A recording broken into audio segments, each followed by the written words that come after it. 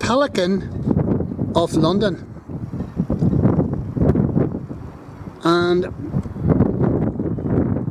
she's 226 tons. She's 37 by 7 metres, and she's a sail training ship running out of Weymouth. But she wasn't always that. She was named the Kadett way back, and she was an Arctic, would you believe? She served in the Arctic as a fishing trawler.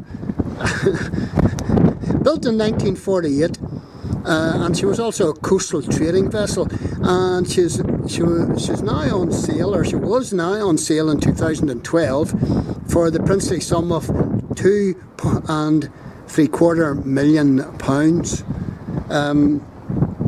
So she was rebuilt.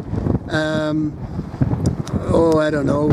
She was rebuilt and refurbished as a Basque barquette, something or other.